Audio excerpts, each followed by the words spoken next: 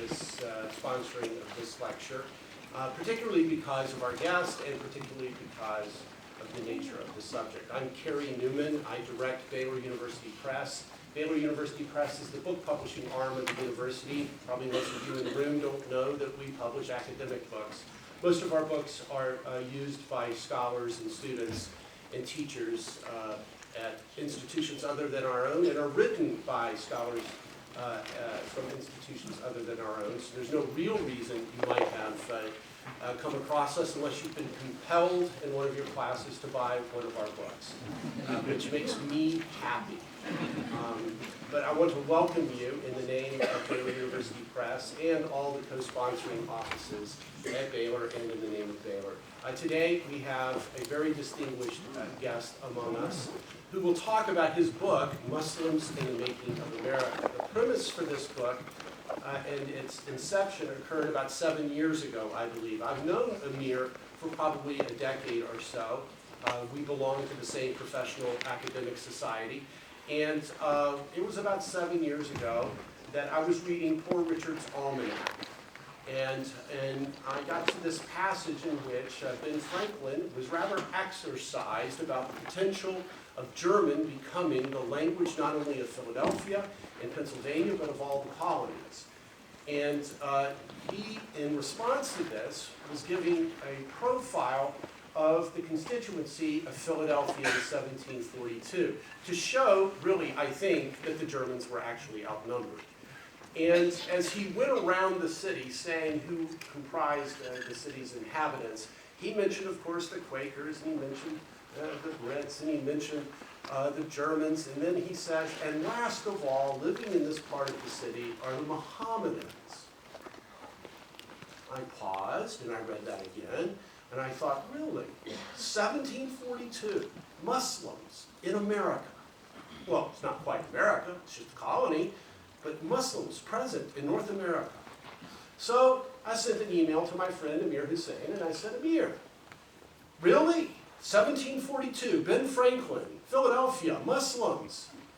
And I could hear the smile coming back on the email, and the pat of my wrist saying, yes, Kerry, Muslims in America. And I said, Amir, this is a book. And that was 7 years ago to show how slow scholars write books.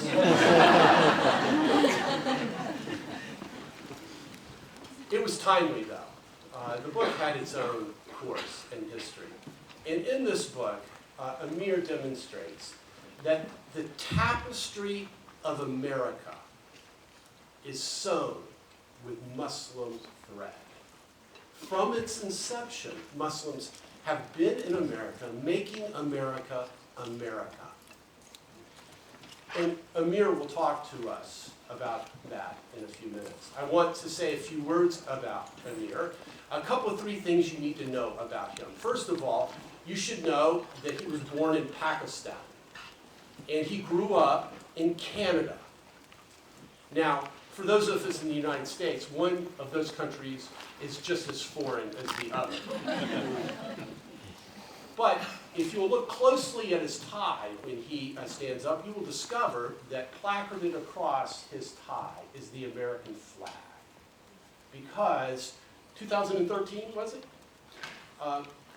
Amir consciously and volitionally became an American Muslim.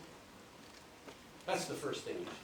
Secondly, you should know he's an accomplished scholar.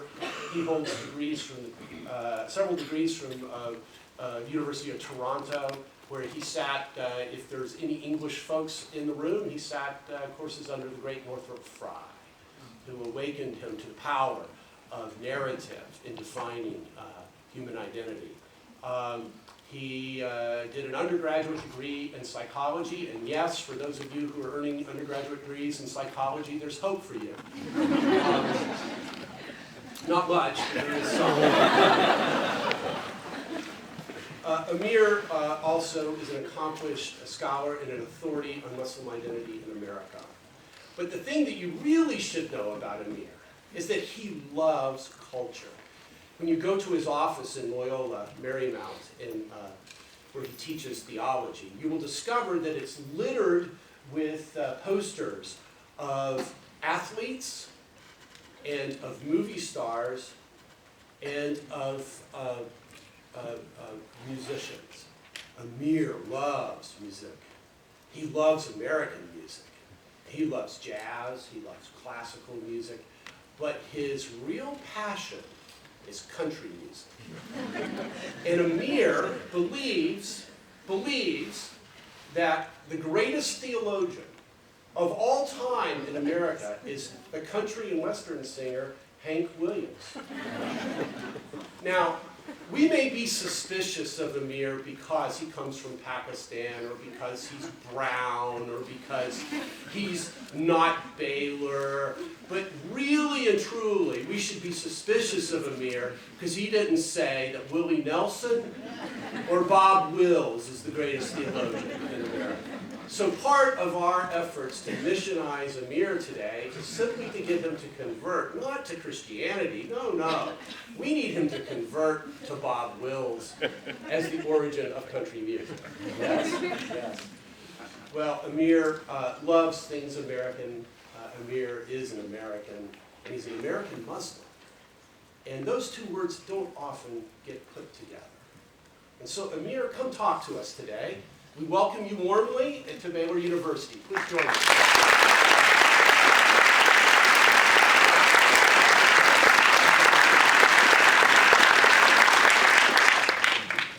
Thanks to Carrie for that lovely introduction, and thank you for your warm welcome. This is my first time both at Baylor and in Waco.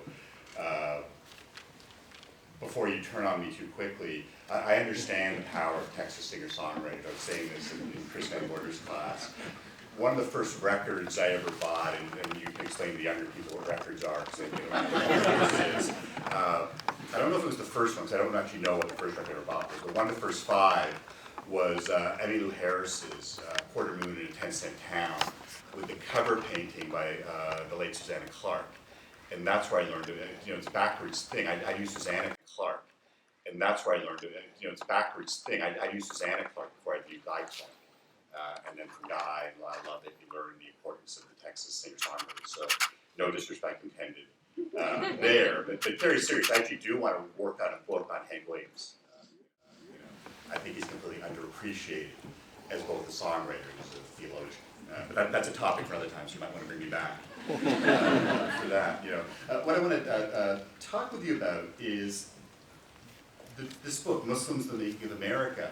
And Carrie talked about the genesis of it from his end, and it's not something in the current political cycle. You've heard this for years, that Muslims, A, are newcomers to America, and B, that they're somehow un-American, at best un-American, at worst actively trying to undermine American society. And the book addresses those concerns. And for me, the genesis of the book was a speech that President Obama gave.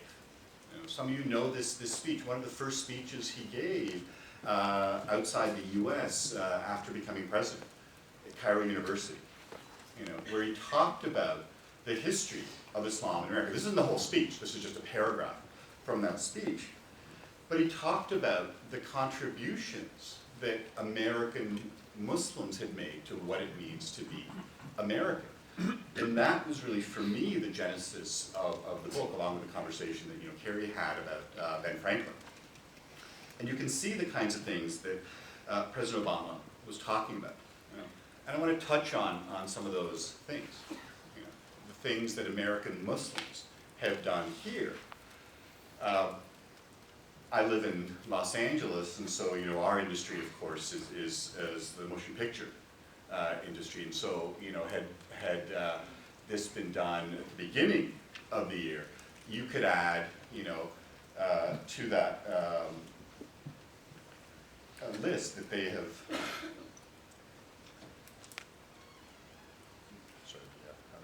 That they've won Academy Awards. Mahershala Ali first fell in love with him on House of Cards. Won the Oscar for Best Supporting Actor for Moonlight. American Muslim Academy Award. So that's a brand new sort of thing there.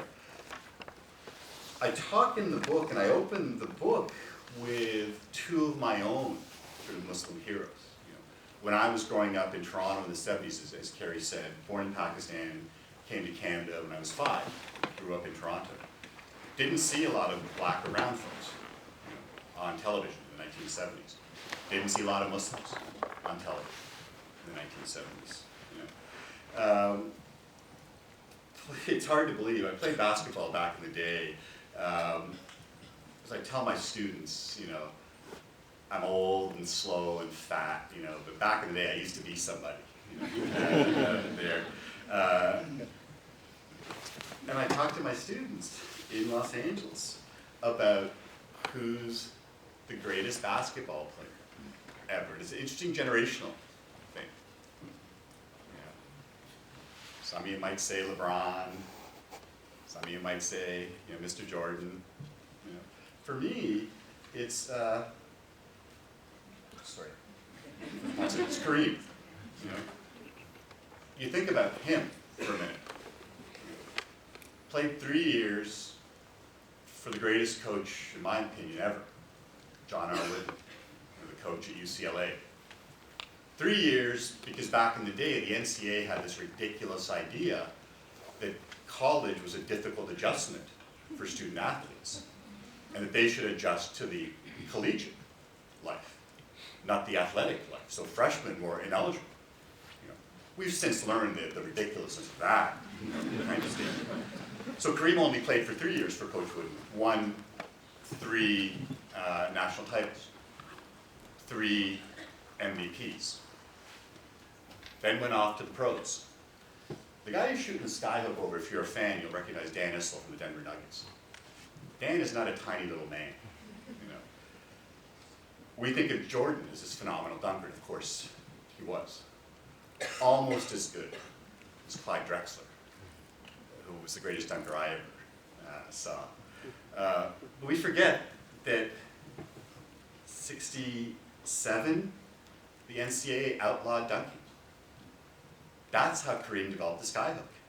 You know, wasn't exclusive because of him, but in the racially charged 1960s, you know, between the death of Malcolm X and the assassination of Dr. King. Large black men dunking with authority. Created some issues for some folks. So they banned the dunk. That's how Kareem developed the touch, the outside shot. You know. 6-time NBA champion, 6-time NBA MVP, 19-time All-Star, all-time leading scorer. You know. American Muslim. Converts at UCLA from Lou Alcindor becomes Kareem Abdul-Jabbar. And then my other great athletic hero, you know, for me, the greatest of all time, Muhammad Ali. We thought about him last year, you know, unfortunately June 3rd, and Ali passed away. Phenomenal, phenomenal person who lived this amazing life. You know, one of the great treasures in my life are my friends, and I'm privileged to have had, you know, for over 25 years now, Gary Smith is a friend. Gary retired a couple years ago from Sports Illustrated. If you know sports writing, you know Gary Smith's writing. Won awards for Best Magazine Writer in America, not just Best Sports Writer there. But Gary wrote a lot about Ali. And this is something he wrote over 25 years ago, talking about the changes in Muhammad Ali's life. What was this, Gary said, but metamorphosis? What was this but another face of that which made Muhammad Ali the most dominant figure in sports of the past 35 years? Of any 35 years. Of all time. All of his life was transformation. Ali's soul knew the butterfly's secret as well as his feet knew its dance. From Cassius Clay to Muhammad Ali. From Christian to Muslim. From the man who told the government where to stick its draft to the one who endorsed Ronald Reagan. From the boxer women loved, the dancer who whirled and flitted so his pretty face was never touched, to the boxer men loved, who stood and took the thunder from the thunder throwers, from the Foremans and the Fraziers. There's a Texas connection for you there. I was 8 years old when in those less enlightened times, Ali fought George Foreman in what was called the Rumble in the Jungle, Zaire. You young people, I'm speaking to you, know George Foreman as a jolly, happy, fat man who sells you the lean, mean grilling machine. That was not the George Foreman that I knew. George Foreman that I knew was the baddest man in the world, who came out of Houston's 5th Ward. Not a pleasant place to be a young man during the day. I wasn't afraid that Ollie would lose that fight to Foreman. I was afraid that Ollie would die, because that's how bad George Foreman was. That's how hard George Foreman hit. What did Ollie do? Defy conventional wisdom. You ever seen the documentary? It's maybe 15 years old now, When We Were Kings, documentary about that fight in Zaire. There's a great scene where Ollie's got Foreman in a clinch, and he's whispering something into his ear. And I remember that from the fight. What's in the documentary that Foreman sort of explained what it was, where he's hitting Ollie with everything he's got, and there's Ollie in the clinch whispering in his ear. That all you got, George? Is that all you got? And there's Foreman thinking, yeah, that is all I got. I can't hit you any harder than this. Why aren't you going down? You know? The rope-a-dope, 8th round, Ollie knocks him out, regains the title. Phenomenal athlete. Greatest athlete I've ever seen in my 51 years on this earth. An American Muslim. Highlighted at the funeral. When Billy Crystal talked about his friend, the most famous Muslim in the world. And this is a fame before the internet. What does it mean that perhaps the most famous man in the world? Gary Smith wrote a brilliant piece where he says, what must it be to be Muhammad Ali? Where you can walk down any street in any city in the world and everyone knows who you are. What must that do to you? So the importance here. And you've noticed the theme here with Ali, with Kareem, African Americans. And there's a history here. I was 12 years old when Roots, the original miniseries, came on. With LeVar Burton playing Kunta Kinte, the ancestor that Alex Haley could trace back when he was looking for his roots. And he was a Muslim. Who knew that slaves were Muslim? If you go to Annapolis, you will see the Alex Haley Memorial. The water in Annapolis is about 150 yards down from there. And there's this statue of Alex Haley reading to a number of children. We know that at least 10% of the West African slaves were Muslim. Many of whom, of course, had to convert, as Kunta Kinte did, to Christianity. But some of whom retained their Muslim identity. So Islam in America goes back demonstrably, at least, to the transatlantic slave trade, long before America was America. And we forget that history. Some of you remember 7 years ago, this controversy, the so-called Ground Zero Mosque, 51 Park Place.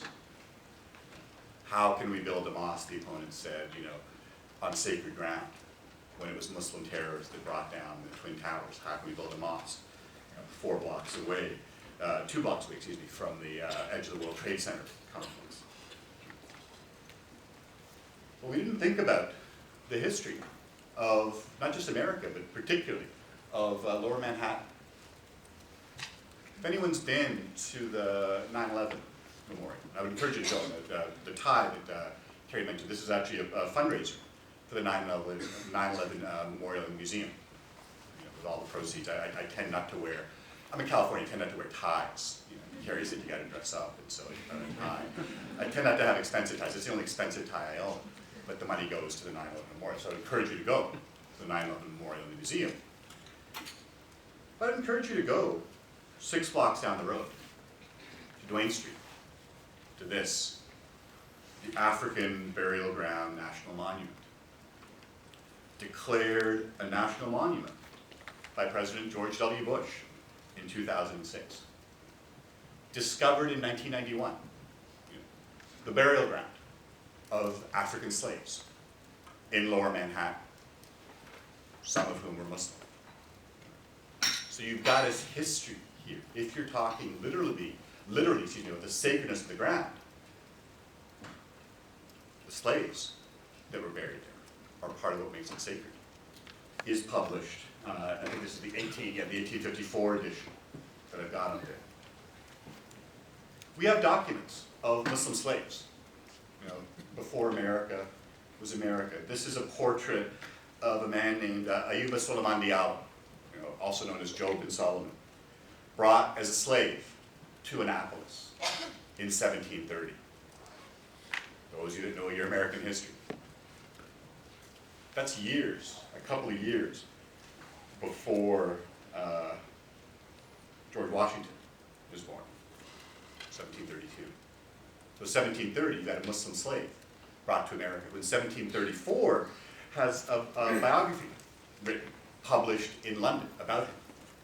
So in 1734, people in London are reading a biography of this African Muslim slave in America in 1734, 40 years before America becomes America. If you're not familiar with either of those figures, you certainly know this young man, Sir Thomas Jefferson, our third president, who in 1765 bought a Quran. This Quran, actually, which is the Library of Congress. One of my teachers is Jane McAuliffe, and Jane now is at the Scholars Research Center at the Library of Congress. So it's great to be able to visit her in DC, because the Library of Congress, for academic geeks, the Library of Congress is where it's at.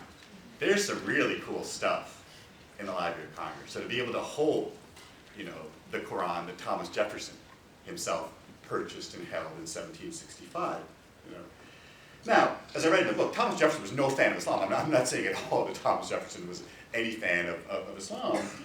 But when you're writing a document, I don't know, the Declaration of Independence, it's nice to have a comparative perspective. He wanted to learn about Islam, wanted to learn about Islamic law. In the 1770s, began to teach himself Arabic. In 2007, when Keith Ellison from Minnesota was elected as the first Muslim to Congress, he wanted to be sworn in his private ceremony on a Quran. People went mad. You can't be sworn in on the Quran. They said you have to be sworn in on the Bible. And you want to say, I don't know about that, because isn't that a religious test? And isn't one of the things that makes this country what it is that you don't have to belong to a particular religion in order to hold office? And Ellison did the smartest thing. Walked across the street to the Library of Congress, checked out, because I can hold the book, but I can't take it out of the library. They don't let you do that unless you're a congressman. Took the Quran and had, in the private ceremony, after the public ceremony, sworn in on Thomas Jefferson's Quran. And you think of Jefferson, when he was talking about religious freedom. Carrie and I were just in DC a couple of days ago. Didn't get a chance to go to, my two pilgrimage sites in DC are always the Jefferson Memorial and the Lincoln Memorial. And you look at the Jefferson Memorial, the three things that he's proud of: the Virginia Statute of Religious Freedom, the Declaration of Independence, the University of Virginia. There's a guy that accomplished a little too much. Just one of those things would be fine. Doing all three of those things, is phenomenal. But the Virginia Declaration of Religious Freedom, people think that that was just simply religious freedom for Christians, and it wasn't. In 1821, in his autobiography, Jefferson talked about religious freedom extending, I'm quoting here from Mr. Jefferson, to the Jew and the Gentile, the Christian and the Mohammedan, that old name for Muslims, the Hindu and the infidel of every denomination. That's crucial. We were talking about this in class this morning. Those of you who are Baptists know the history of religious freedom in this country. There's a time where there was concern about extending it to folks from your tradition as Baptists. President Obama, when he gave the speech in Cairo, talked about this piece of legislation, this 1797 treaty, treaty of peace and friendship between the United States, the Bay, and subjects of Tripoli. You know, here's a part of it in close-up. We have this really interesting connection, this treaty proclaimed by our second president, John Adams. As the government of the United States of America is not in any sense founded on the Christian religion, let's bracket that, as it has in itself no character of enmity against the laws, religion, and tranquility of Muslims, and as the said states have never entered into any act of war, any act of hostility against any Mohammedan nation. Really interesting. So the interaction between Islam and America has never always been a positive one. You look at the modern United States Navy. I would argue that the modern US Navy is created in response to the conflict with the Barbary Coast pirates. I sometimes play my students the Marine hymn. You know, the Marines are a branch of the Navy. They all know why the first line is there. From the halls of Montezuma, because we're 3 hours from the Mexican border in Los Angeles. None of them guesses why the second line is there. To the shores of Tripoli. Governments will say, you know, we don't negotiate with terrorists. Governments always negotiate with terrorists. The terrorists of the day in the 18th century, pirates. If you go to Annapolis, and go to the marvelous chapel in Annapolis. This is in the basement. This is the crypt of John Paul Jones, the founder of the American Navy, really, the modern Navy, I mean, after the Revolutionary War. And the ships that you see in the background are ships that he served on, including one that served in the war against the Barbary Coast pirates. When we're a colony of England, you know, England pays tribute to the pirates for safe passage for our ships. Once we defeat England, England has no interest in paying our bills. We've got no money to pay our bills because we've just, you know, money to pay this tribute because we've just fought this war against England. So we reconstitute the Navy. John Paul Jones sort of makes his bones. I'm an academic, so these academic terms. He makes his bones, you know, here in the war against the Barbary Coast pirates.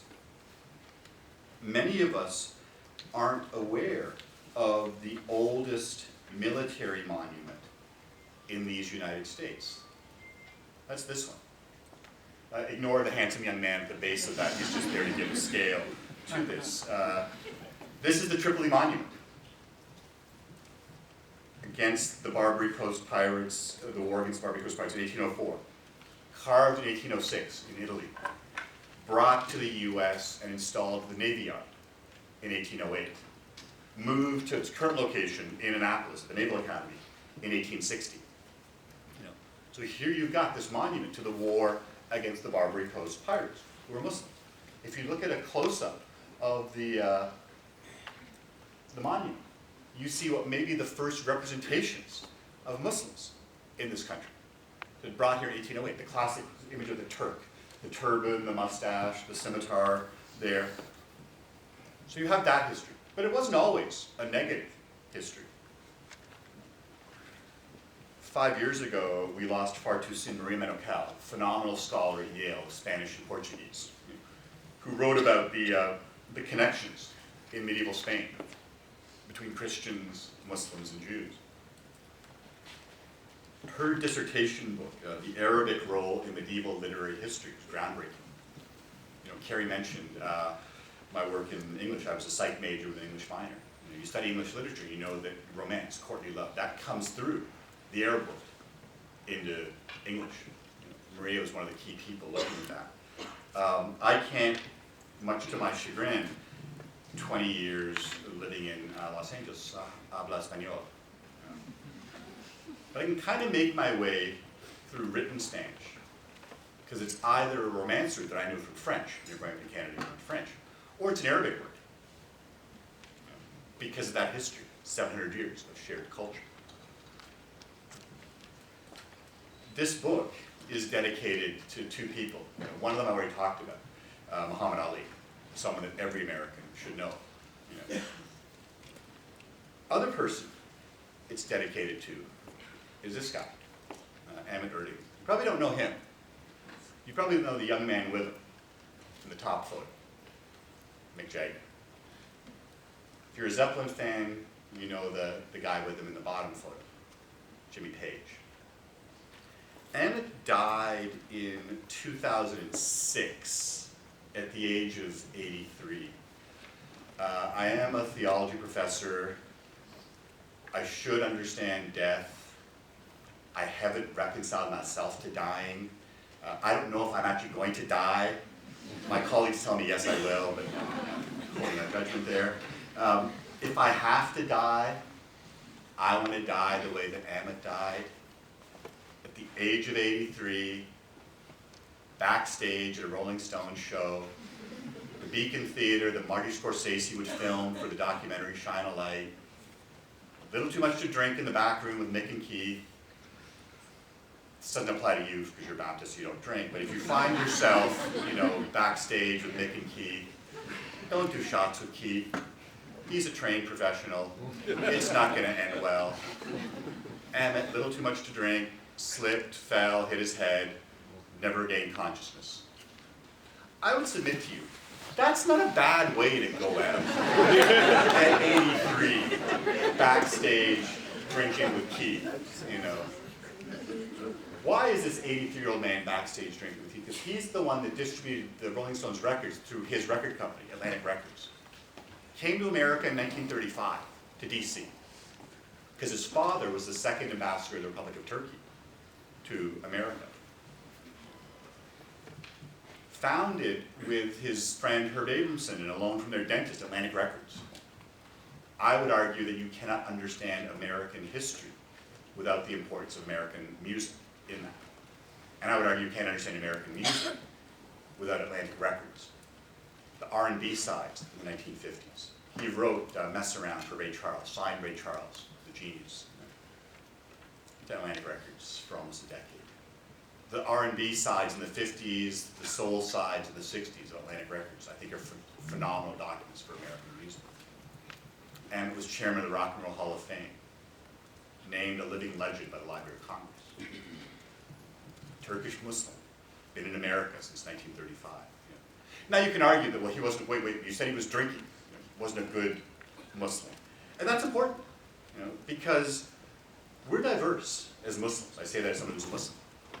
In the book, I steal a line from my friend Rabbi Reuben Firestone, who says we think of all Muslims as Hasidic Muslims, as men with long beards, with the most conservative vision of Islam. That's not the case. We're all over the place. Some of us have a drink every now and then, strictly for medicinal purposes, it's not and still consider ourselves Muslims. Really interesting. Like, what's the spectrum of observance? You know this. Those of you who are Christians. Some of you go to church regularly. Regularly is every Sunday. Some of you go to church regularly every Christmas and Easter. Some of you go to church regularly when you're baptized, maybe when you're married, perhaps for your funeral. Same thing with American Muslims. Some of us pray regularly. Every day, 5 times a day. Some of us once a week. Some of us a little less often than that. Full range of observance for Muslims, as there is for Christians, Jews, Hindus, anyone. But the influence on music is important, Not just for Muslims. Neither of these two men are Muslims. Dizzy Gillespie on the left, and possibly young Quincy Jones on the right.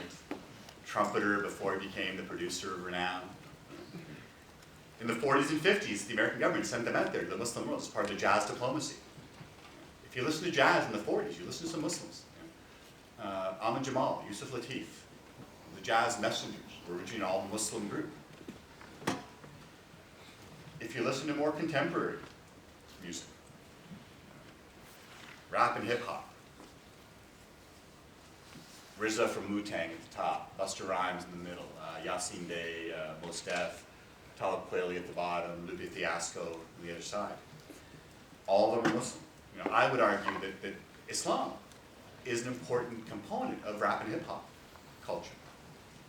Not just for men, for women. We don't think of hijabi rappers, and yet they're there, from Queens, misunderstood. it's not just about the music. You know, the book talks about culture. President Obama talked about they've helped to build our tallest buildings. This is Fazlur Rahman Khan, who died in 1982, structural engineer from Bangladesh, made possible the construction of these very tall buildings. So the Sears Tower, the John Hancock building, he's the one that allowed those things to be built because of his engineering skills, design and tubular construction to do this. The architecture is fascinating. In the book, I tell a story of a friend of mine who got a scholarship to USC, a Muslim friend. He knew that there was a mosque across the street from the USC campus. So the first Friday he's there, he crosses Jefferson Avenue and goes here to the mosque and is sort of taken aback by the fact that the mosque doors are closed. And he's sort of pulling on the doors of the mosque. And he's thinking to himself, what kind of mosque is closed on a Friday afternoon? And he pulls on the doors hard enough that the security guard comes around the corner and says, sir, may I help you? He says, well, I'm trying to get in the mosque for Jummah prayer, Friday prayer. Sir, this is not a mosque. What do you mean, this is not a mosque? What is this? This is the Shrine Auditorium. Who are the Shriners, he says. It's a long story. The mosque is actually across Vermont. You know, that's where the mosque is. But you think about this, you know, built in 1926, one of the places where the Oscars was held. A landmark of, I wouldn't say just Southern California architecture, but American architecture. Looks very much like a mosque. You can see why my friend would be confused. To the untrained eye, this looks exactly like a mosque.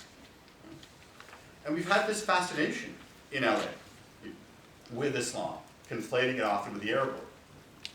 Rudolph Valentino, the Sheikh, not a particularly pleasant portrayal. As best as we can reconstruct, the first film shot on location in Los Angeles in 1909 by Francis Boggs, In the Power of the Sultan, sometimes called In the Sultan's Power. We actually don't have an NEX now, copies of it there. But think about American culture.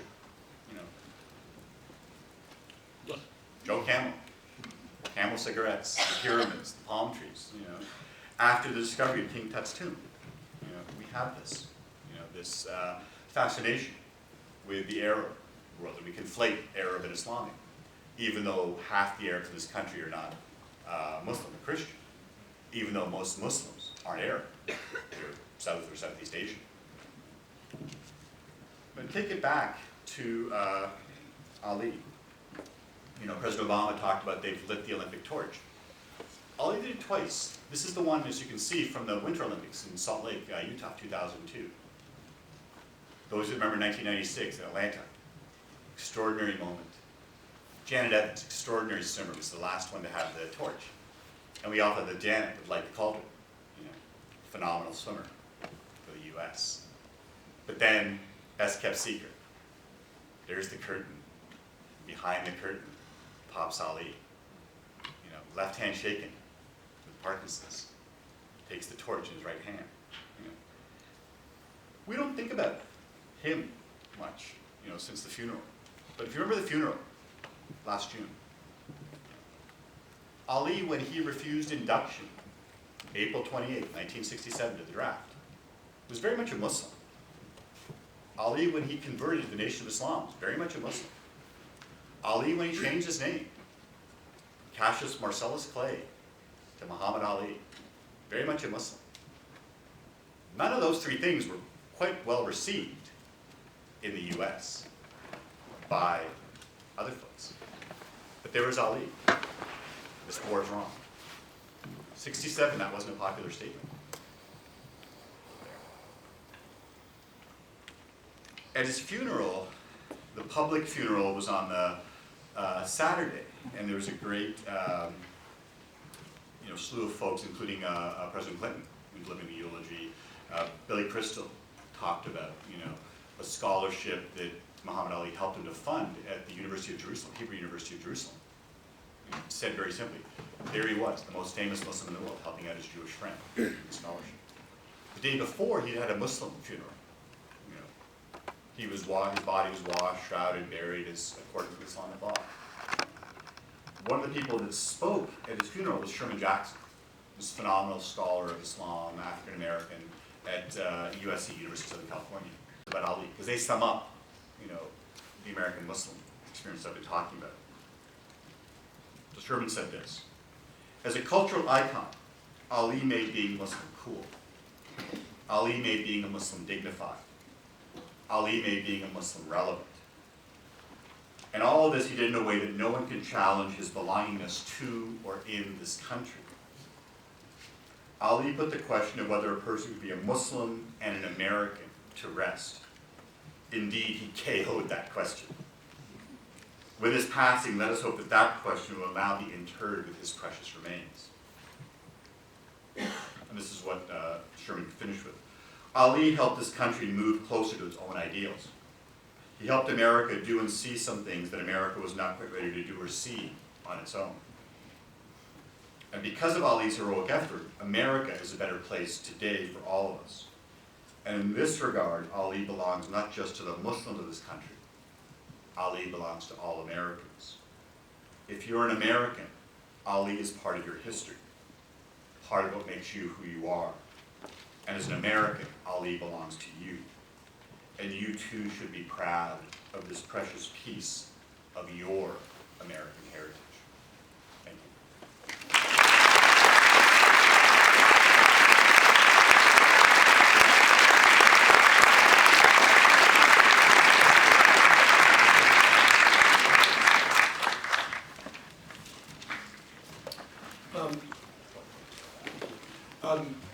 The game plan from here is that I'm going to ask Amir a couple of questions. We have a few more minutes before our time elapses.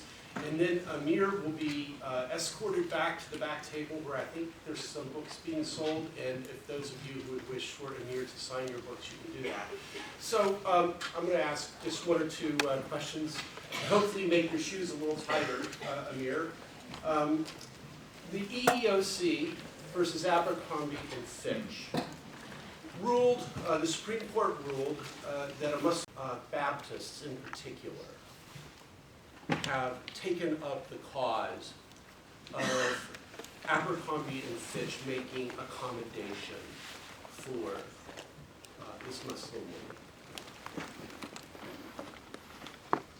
Thanks, David. That's a great question. For those who aren't familiar with this, this happened a couple of years ago where you had a young Muslim woman who had applied for a job at Abercrombie & Fitch and was turned down because she wore the hijab. The idea of making the public sphere not religious, very different in our thing, that we have equal access to this. And so for me, and I'll do the Baptist in a second, one of the really powerful things that happened after the first iteration of President Trump's travel ban was the protests at airports with Jews supporting American Muslims. As Jews, saying, we know where religious discrimination ends. It's not a good place. Carrie's point about Baptists. Oftentimes we forget our history. It seems strange to say this. At Baylor University in Waco, Texas, there was a time where Baptists were not all-powerful. There was a time where there were some issues with some folks in this country about Baptists. You had Roger Williams, you had Rhode Island, but what else you got? It's that kind of thing that, over time, you become, the dominant culture. But you forget that you didn't start out that way. And so, do you stand for religious freedom for someone else? Or do you say, well, I don't care, it's not my religion, what do I care about this? That, to me, is the real danger. To say, no, one of the great principles in this country, precisely, you all know it as well as I do, First Amendment, Constitution, allowing us to practice our religion. Certainly, within bounds, certainly you can't do things illegal, certainly you can't, employers, like my parents worked in factories. They couldn't go to their foreman and say, hey, I need time off for prayer, because you literally can't step off the line. So that would be an undue hardship. For me, to request, not having to teach a class on Friday afternoons, I go to Friday afternoon prayer. That's what I do hardship, for my chair to schedule me for a different class there. But I think exactly, folks standing with each other, understanding that religious freedom is about all of us who are religious. Not just, well, this is about Jews, I don't care about Jews. This is about Muslims, I don't care about Muslims. If you care about religious freedom, it's important, because that was part of your history. Sitting over here to everyone's left is Rabbi Laura.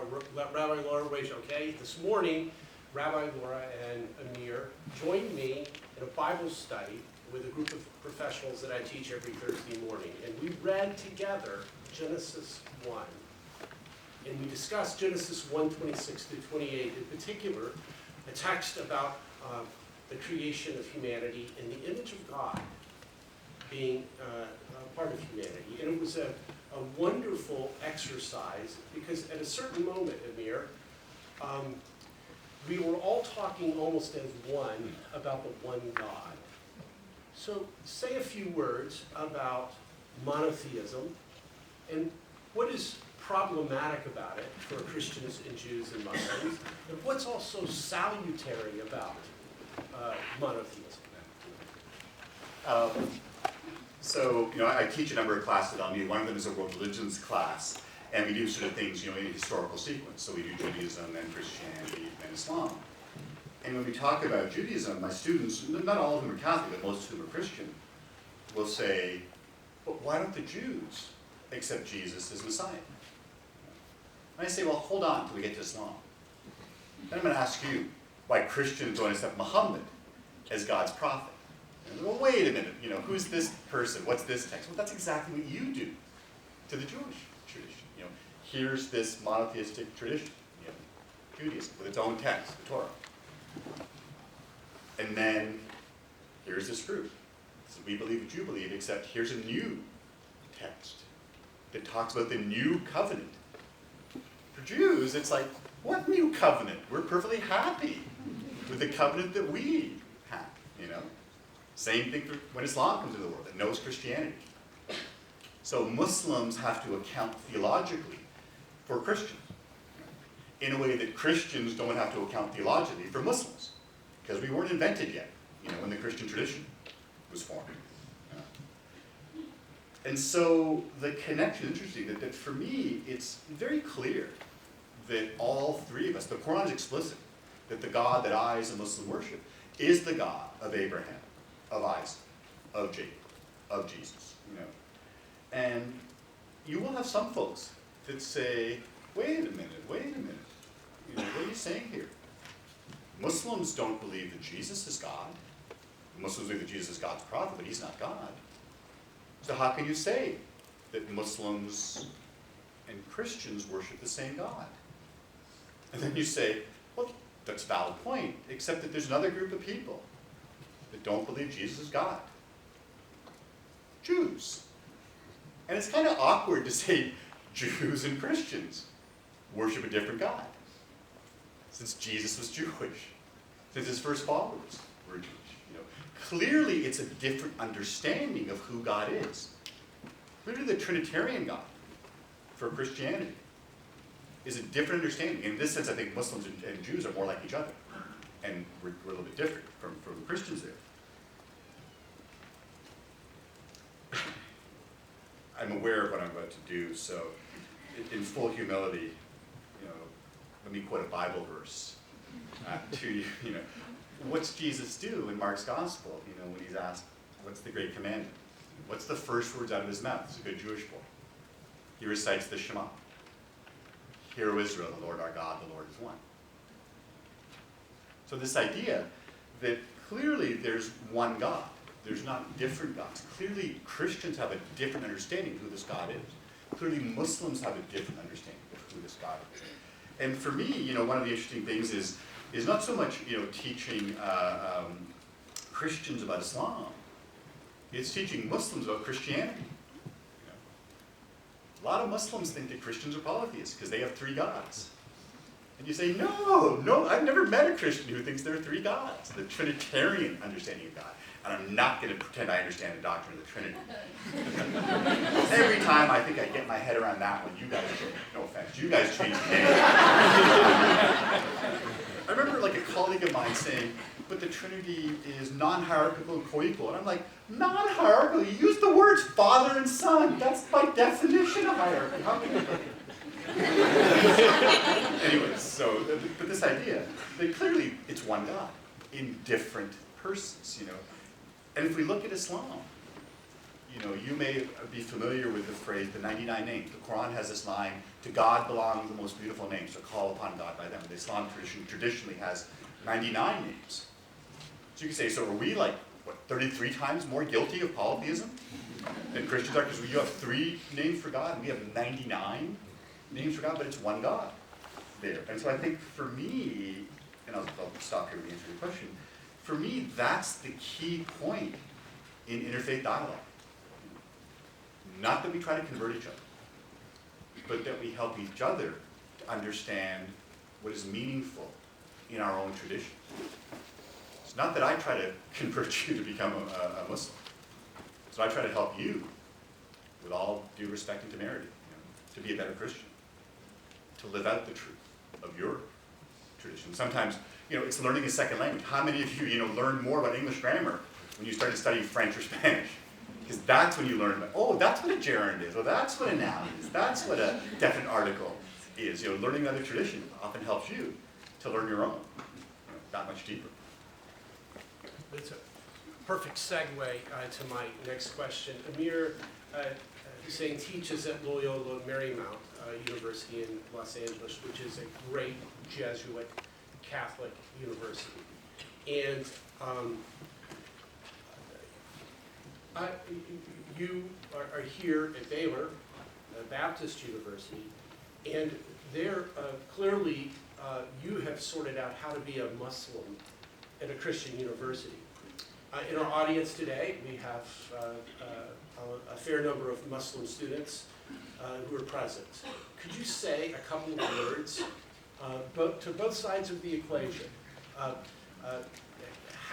What advice would you give to Muslim students on how to be Muslim at a Christian university?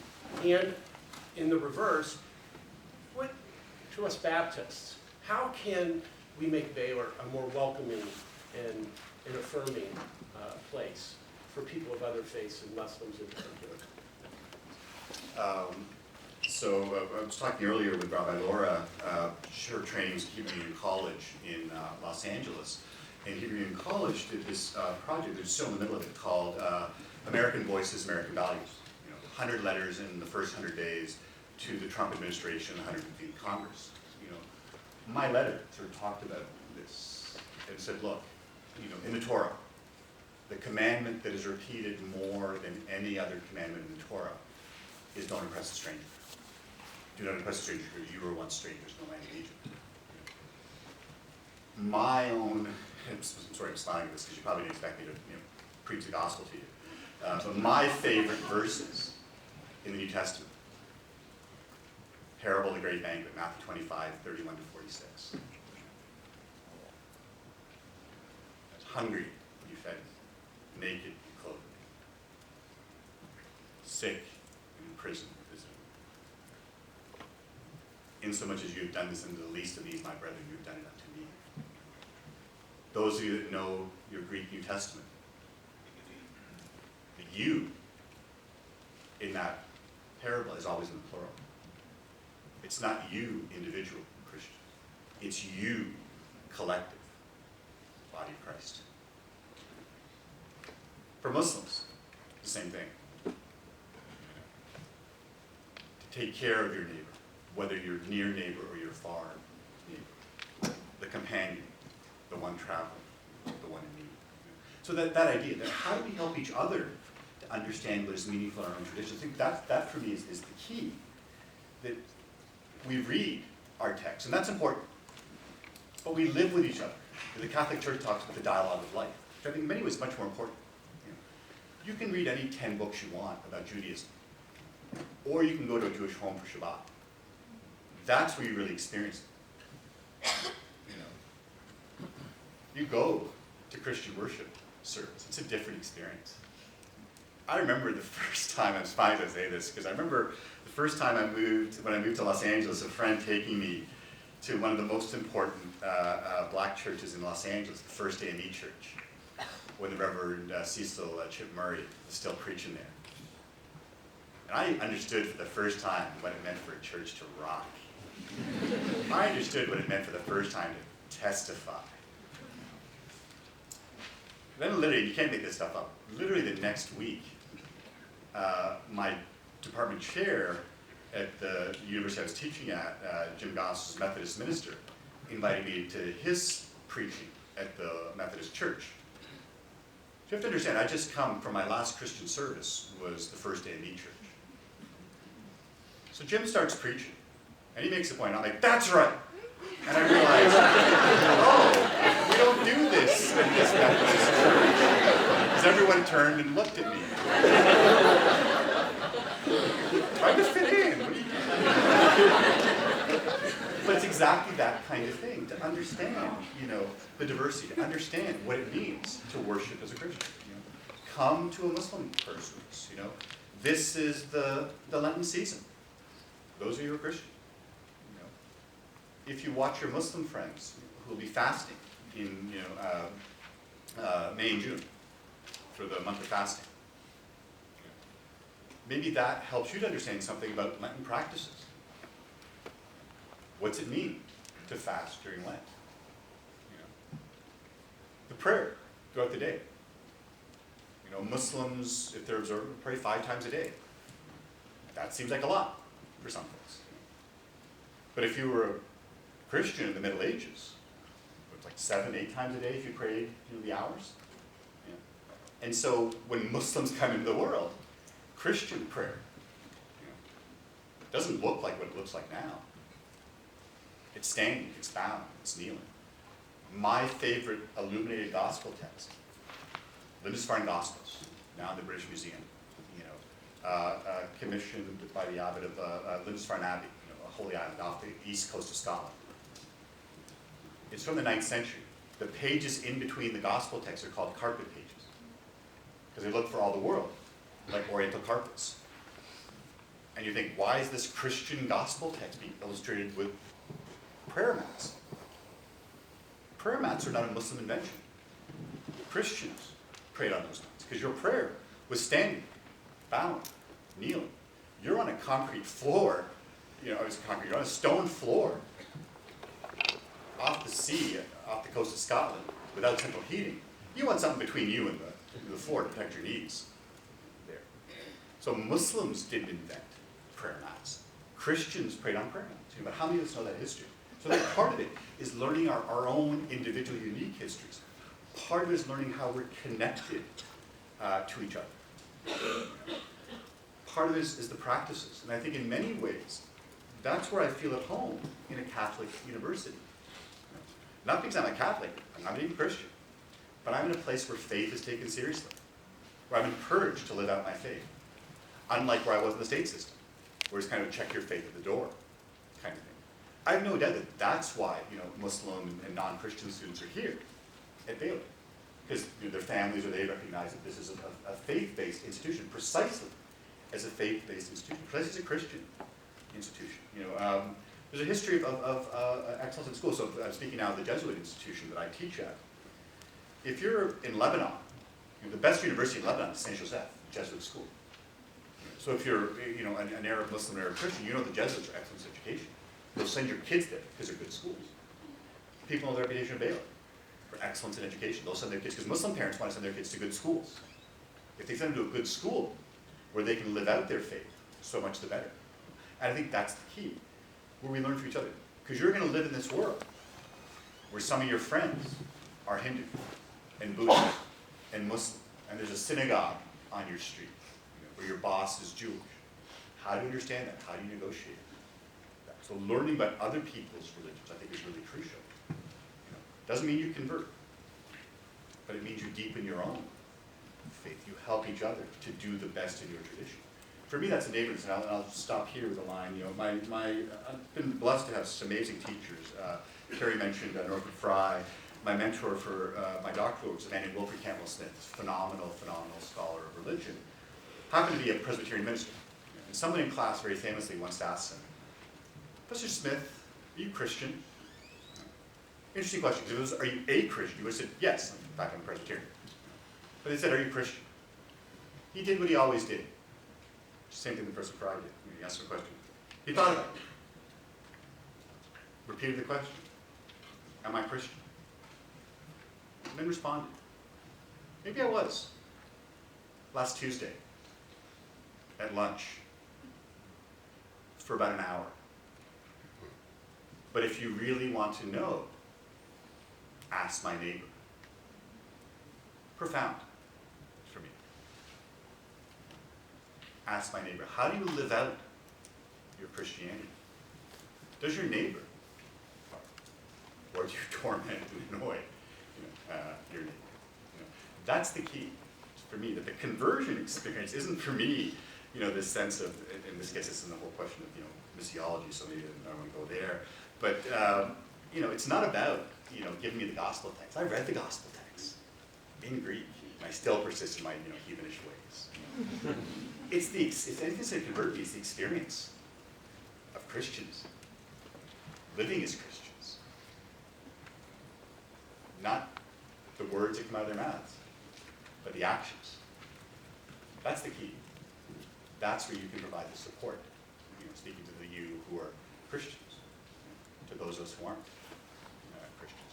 And the other side of that, those of us who aren't Christians can talk about what we do and help you to understand a little bit more about who we are. And not to convert you, not to change you, but to give you a sense of articulation. What do I believe, given that this person doesn't believe? Wow, I can say, Amir, you can come back and preach the gospel here anytime you want. Will you join me in thanking Professor...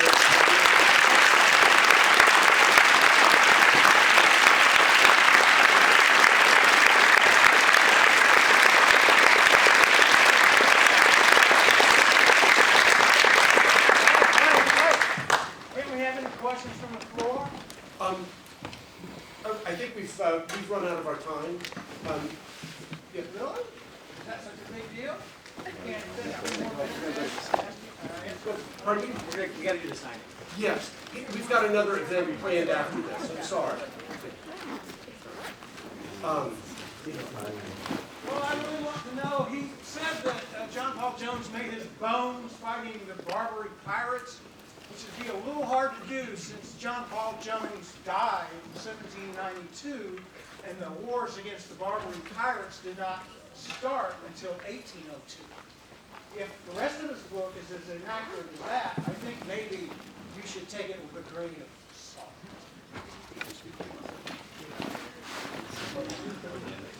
Thank you for being here. Amir will be outside if you wish to have you.